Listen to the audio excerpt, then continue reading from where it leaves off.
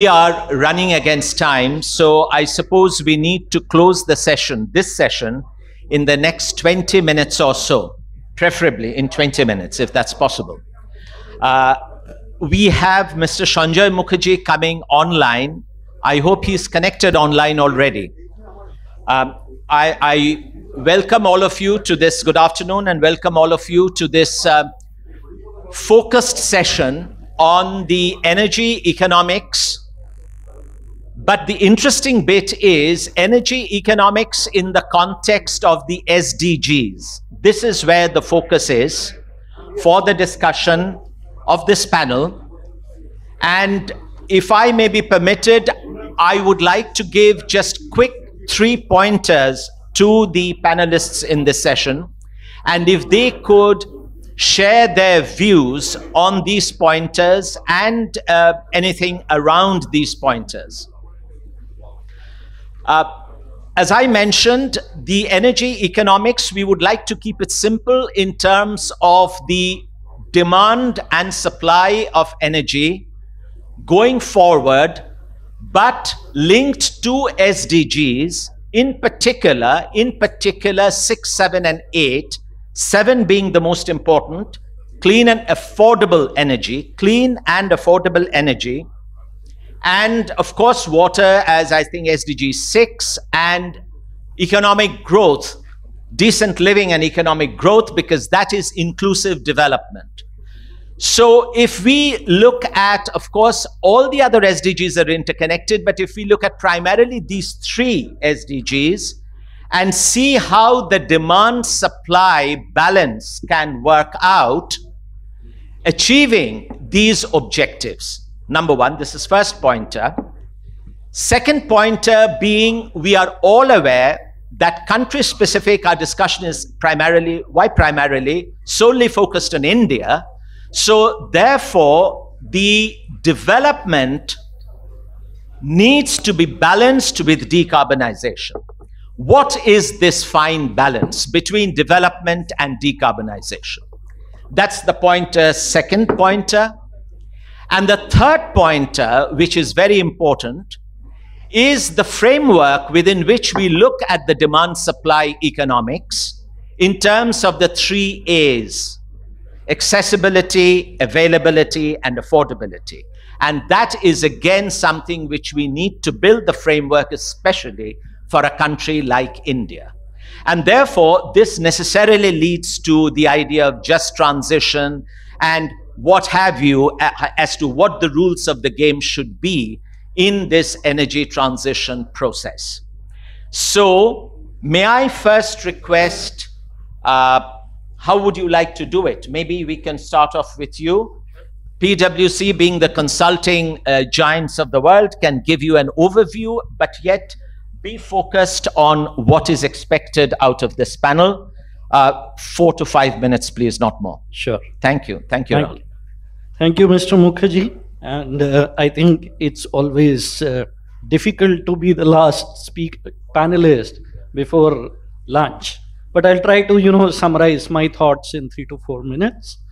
I think as we march towards the 10 trillion economy, inclusive growth is imperative. And for inclusive growth, we need inclusive energy transition. And what is meant by inclusive energy transition? I look at it from 4 dimensions. The first is socio-economic inclusivity. The second, industrial inclusivity. The third, technological inclusivity. And fourth, the regulatory inclusivity.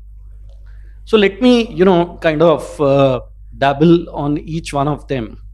If we look at the cost of renewables, how they have come down, the most significant impact it has had on the marginal consumers, on those consumers who are subsidized, on those customers who are off-grid. In fact, if we look at currently India's push towards solar rooftops, or even the Kusum scheme to electrify the pump sets, it is in the right direction, because then we are capturing almost 90% of those consumers where the government subsidy goes. In fact, today, almost 10 million Diesel pump sets are running. If we were to replace all these diesel pump sets by solarization and feeder solarization, the tune of subsidy which can be saved on a per annum basis is, I think, 20 to 25,000 crores. Picture this in the sense that almost 1,10,000 crores of subsidy goes every year towards these subsidized categories. So in the nutshell, what I'm saying is renewable energy is playing a significant role in mainstreaming and upliftment of these marginalized categories of consumer. Let me come to the second dimension, which is the industrial inclusivity. When we talk of 10 trillion economy by 2030, we talk of a significant shift towards manufacturing.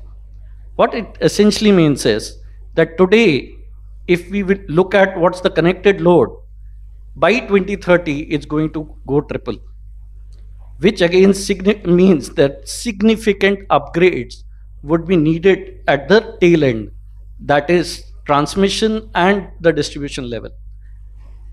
As per our estimate, we believe that it can have an impact of 20 to 25% on the cost of power which is delivered. Now, this could have a detrimental impact on the products which are finally produced, making them uncompetitive in the global order. Therefore, even there, the renewable energy and the new technologies which are coming in, be it storage, be it new fuels like hydrogen, are very, very promising to make a long-term, cheaper, sustainable energy to these industrial, consumers. And we believe that almost 15 to 20% of the final product cost can be saved if these long-term sustainable solutions are put into place. Let me also quickly touch upon the technology aspect and technology inclusion, because that's, I think, one of the most important paradigm if we have to have a less bumpy ride towards this energy transition. And if the recent developments are to be taken into account, they are very, very promising. In fact, we have seen that in the last 2 years, the cost of storage has almost reduced by 2/3. What it means is that the LCOE, which is the least levelized cost of energy for storage, becomes very competitive. What it also means that because there is a change in the chemical composition of battery, we are looking now at a lithium iron phosphate. Our dependence on external factors reduces significantly. Our hydrogen economy is going to be 800 billion by 2030. Now, this is a huge step because this is a transition fuel and has the power to shift the entire energy dynamics of this country, which is completely dependent on imports, to look at sustainable solutions locally. And finally, I think the regulatory dimension, which is very, very important to have a vibrant sector. We need to have more forward-looking regulations. We need to have more models such as peer-to-peer trading, such as virtual PPAs, where you don't need to physically have that renewable energy delivered at your doorsteps. We need to have non-tariff barriers and tariff barriers removed, so as to mainstream the renewable energy into our system. I think if these 4 dimensions are taken into consideration, the 3 SDG goals will be within our grasp, and we will be able to achieve what we are aiming to do it. Thank you, Rahul, for mentioning these 4 perspectives and getting the focus right. There's another pointer before I move on to Pramodji. You are into the distribution business, right? There's another very important aspect to be considered, and that is on the demand side management. And that's not something on energy efficiency that much has been talked about earlier in the morning. So if you can bring in that into the equation in terms of the transition process, that would be appreciated. And I would also request Sanjay Mukherjee to take that up when he comes up with his views on demand side management and initiatives on the energy efficiency side. Over to you, Pramod. Thanks, Chair. First, my affiliation, just to kind of place the context in which we see sustainability and decarbonization. I work for a company called India Power Corporation. It's a power distribution company, has generation and bit of renewable. We are the actually supplying power, buying power and supplying to the retail consumers in Asansol and Durgapur area, which is around 1600 kilometers from the place where we are sitting in. Now, coming straight to the chair's point in terms of demand side management. So to that extent, from the prism of distribution company, we see some of the changes in this journey of as we have started the journey of energy transition. Some of the changes which are shaping up in terms of the supply and the demand landscape in which we serve. From a demand side, clearly we are seeing that gone are the days where as a distribution company we used to actually do a overall load estimate and leave it there in terms of our supply position. More and more now we are seeing that it is more of net demand, and that's where demand side management, some of the decentralized generation rooftop, and my colleagues Mr. Sanjay would I'm sure would dwell further on that, but that's something which from a demand side is changing the way we kind of look at power arrangement, the day-to-day kind of operation and others. On the supply side, of course, renewable has got everybody's imagination in terms of a very prominent place in the whole energy basket of how a distribution company kind of arranges power, and to that extent we look at some of the other technological interventions which are happening very, very early stages, I would say, in terms of deployment. But the whole piece of electrification of automobile, for example, is something that has just stuck his neck out, and we see a lot of work around that. So that's very important in terms of the way we look at the whole changes which are happening on the demand and supply side. Renewable, so we operate in a area where more than 85% of our customers are hard to abate sector, industries and others, and the whole decarbonization is something that forms part of their objective also. While there would be process, there would be SOPs in terms of how they do it, but energy becomes a very, very important part of their overall decarbonization drive. And to that extent, having nested in eastern region, large part of renewable resources are actually lying in western and southern regions. So we have arrangements in terms of bringing those powers, and they are, Rahul mentioned about some of the policy and regulatory issues. So we have actually, in terms of how to transmit the power, what should be the cost, and how do we make the 3 A's, as Chair mentioned, large one at that, in terms of, renewable as a piece on a demand side management or supply side equation would be something which would be only 20-25% of the time, unlike thermal, where you have a large, a fair and reasonable round-the-clock situation. So to that extent, in terms of the transmission charges and waiver and policy around it.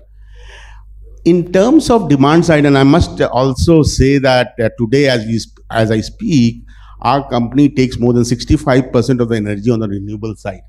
Now, this could be an outlier, I would say, in terms of the whole sheer speed and velocity in which we are trying to embrace renewable. Going forward, we have a stated objective of actually reaching to 80% in next 1.5 years, and all the visibility in terms of from where it comes, because most of the time you would have these things arranged on a long-term PPA. Power sector still rest on the legs of long-term PPA, where you have to have a largest part. So on a demand side, I just wanted to complement some of the point that Rahul made, and I just wanted to be brief. One clearly is in terms of power market. More and more, we believe that as a demand side management or supply side kind of arrangement, we need to have a more robust power market. We are getting there. The needles have moved. Earlier, it was 5% of the total power that a distribution company, so overall this thing was from exchange as this thing. But more and more granular, higher resolution of 5 minutes, 15 minutes kind of arrangement, because it's something which would very much require. We have to have a more developed balancing market, and those are things which basically helps managing demand well. Today in India, as far as we are concerned, at times, most of the time, my control room or my company, struggles to deal with how do we manage the surpluses, rather than yesteryears where we were talking about dealing with deficits. So the whole SOP in which we have to operate to keeping demand in sharp focus and 3 A's to be the right metrics in which we need to serve our customer is very, very important. Two things more in terms, and I just want the whole regulatory and policy convergence, is something which can never be overemphasized, especially when we are talking about energy transition in the early days. At times technology, at times business practices, requirements move much ahead of where the regulation stands, and to that extent our experience suggests that there are a scope for more convergence, more debates and discussion to see how this can be met. The other part is, when we say renewable intake, one of the most important, so somebody suggested that it's 3 rupees, 2.5 rupees, but actually the cost that a distribution company or a last mile service provider, which is the vital link in the customer's service, we talk about, we need to be very, very mindful of the fact that the grid that we operate today, to what a full-fledged energy transition scenario would kind of pan out, there would be a far too many things that needs to be done to prepare the grid for the future. We talked about, and in the earlier session, in terms of finance, in terms of more democratization of energy and technologies. So those are things which is something that from a perspective of how we see this happening, we need even the carbon market, for example. Clearly, the condition of additionality is something that everybody has understood, but the whole development of carbon market in a way that it helps in further decarbonizing and providing the right impetus and incentive signal is something that's very important. I'll close it there and maybe take up. No, thank you very much, Pramod ji. Very, very good perspective. So regulatory policy or regulatory push can only help in the transition if there is a demand pull. So that's how it dovetails. Over to you, Sudhir ji, for your perspective, please. Namaskar, Saboko, ladies, gentlemen, delegates, and streams. And first, thanks the BCCI organizing such, you can see, memorable as well as educated sessions. I will always ask to attend. I will try to attend this type of sessions regularly. Thank you, sir. DVC, this is we have organizations. Initially, it was formed, you can say, for flood control. Then we have shifted in hydel. Then we have shifted in thermal. Now, from the very morning to this session, we are listening everything, cost reduction, everything, carbon reduction. But ultimately, we have to supply the power to our consumer societies. Indeed. What we need.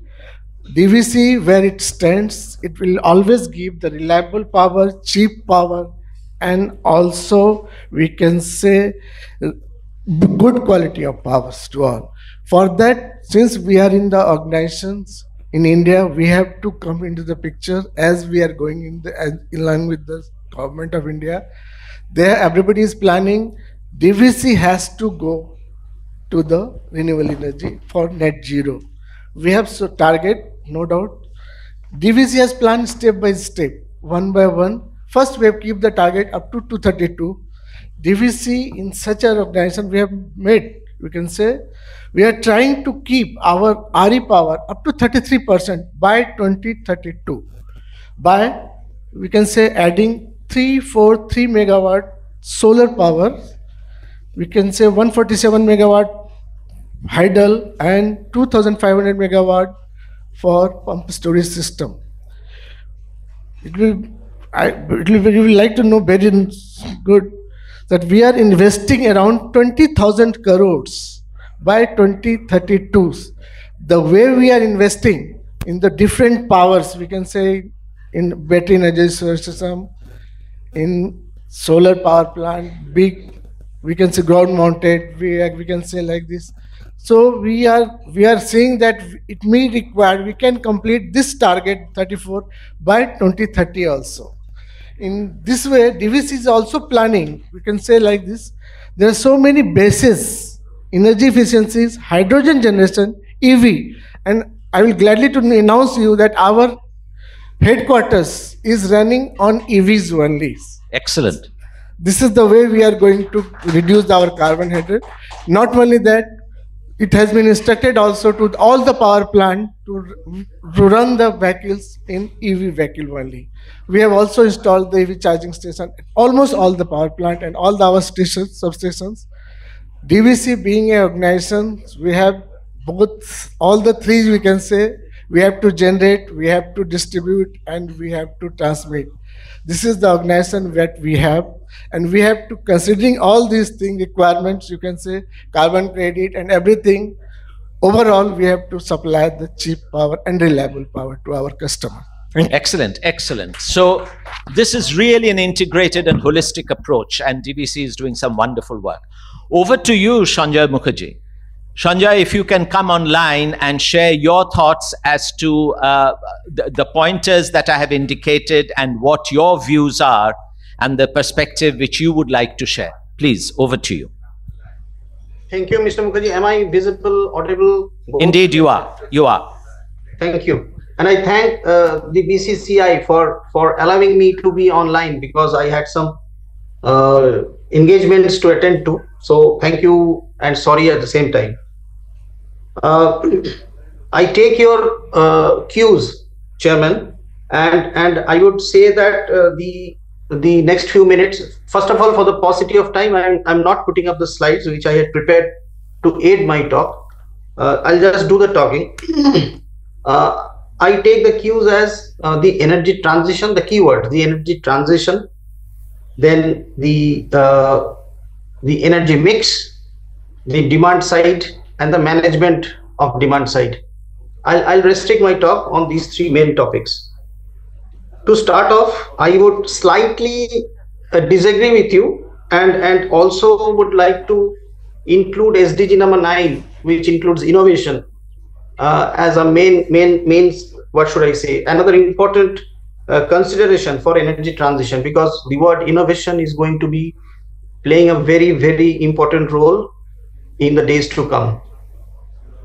Having said that, I would like to highlight another very important initiative of the Ministry of Power is the campaign to adopt environment conscious lifestyles, which they call lifestyle for environment.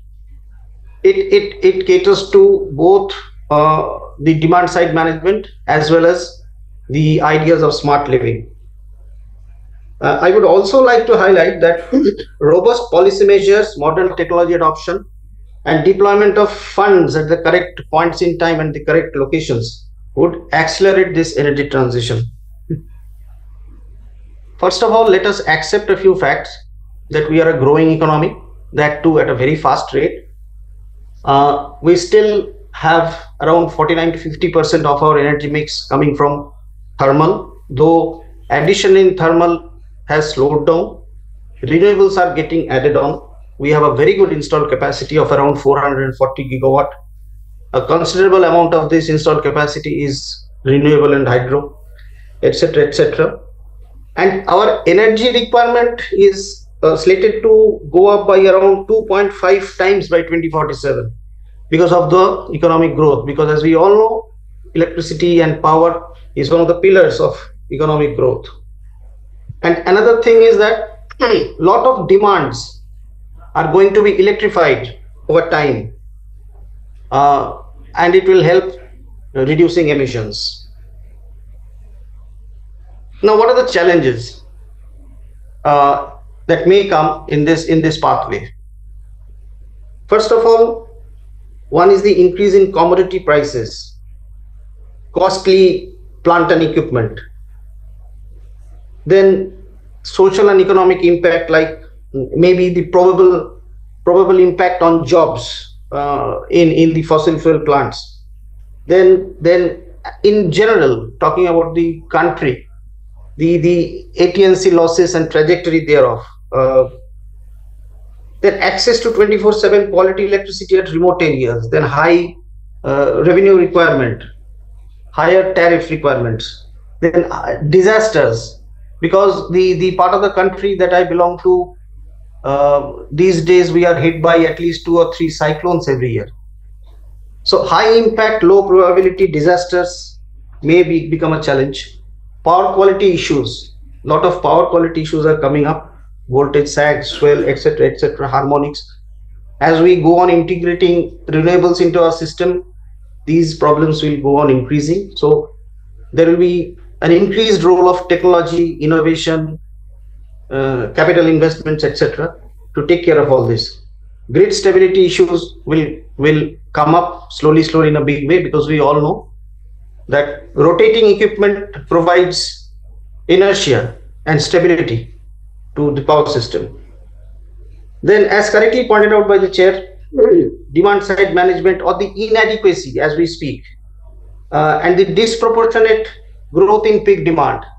My colleague from IPCL would agree with me that in our country we have a growth rate in energy which is lower compared to the growth rate in peak demand, which is a huge cost pressure. One has to build networks, one has to invest in networks. This marginal increase in network gives very low utilization factor, because the most of the months in the year those network are very lightly loaded, which will bring us to localized generation, battery storage, etc. Now, if we are talking about very big battery storage projects, given the cost and the space requirement, it will again what should I say? It will again continue putting pressures on the transmission networks, transmission corridors. Transmission corridors also has to be built. The GNA regime is now in vogue. Transmission networks have to be built, keeping in mind our current economic position, the current thermal mix, the availability of coal, position of the battery storage systems, and many portions of this transmission network may idle most part of the year. So these are challenges. So sorry to interrupt, Sanjay. I think you need to wrap up in a minute or two, if you don't mind. I'll take a minute. I'll take a minute more. I know that we are running very short on time. And the opportunities are the supportive government policies, the huge drive for renewable energy, the sustainable initiatives, the digital initiatives, economics-based technology upgradation. I spoke about innovation, the SDG 9. Then regulatory reforms. All my previous speakers have hinted on regulatory reforms. Then energy efficiency. Energy efficiency, as we all know, that the Bureau of Energy Efficiency in the Energy Conservation Act, all the distribution companies have been included, not only basis their losses, but all of them have been included. And we have a very steep reporting regime under this, and it has penal provisions too, which is good, which is an opportunity also to improve. There are a lot of socio-economic schemes by the government, by the ministry have come, like the PM Ujjwala Yojana, Mudra, PM Surya Ghar, etc., etc. Urbanization and smart infrastructure is going to be an opportunity. So the way forward, just I'll take 30 seconds, is we have to promote energy efficiency, number one, to harness renewable energy potential. We have to go on conducting research and innovation is going to be very important. Then filing of patents, very important. Then forge collaborations to secure access to critical minerals pivotal for driving the energy transition, and strive to materialize one sun, one world, one grid through regional or cross-border power systems integration. Another very small point which I would like to mention is that while we talk about storage is going to be very, very important. I agree with my colleague from PwC, costs are coming down, but this requirement of space or the footprint is not at all coming down. It is going to be a challenge for urban discoms, because storage, while centralized big size storages would be required, small grid connected decentralized storages are also going to play a very important part, and it will pose challenge. The space requirement will pose challenge in urban setup. So there also very good innovative technologies have to come in the way. I stop here, Mr. Mukherjee. Thank you. Thank you so much, Sanjay. I think you have done a brilliant job. Apologies. Innovation is something that I should have mentioned. That's absolutely critical. You have summed up very well the four main things to look at. You mentioned about renewable energy, energy efficiency, and you mentioned about innovation, and you mentioned about partnerships and collaborations. So in the transition, have I got all the four ones that you mentioned? Have I? Yes, absolutely. Yeah. So all this four coming together helps in the transition process. And let's hope that whatever, in terms of becoming a $10 trillion economy, the important thing is that it has to be an inclusive growth, where when we talk of GDP, we must also look at the unit level progress. Unit level GDP is very, very, per capita GDP is most critical in the context of India. On that note, we need to close this session. I know you can have some discussions, questions, which we will take over lunch. Thank you very much, gentlemen. Thank you, Sanjay, for coming online. And it was a wonderful session. Thank you all. Thank you, BCCI, once again. Thank you very much.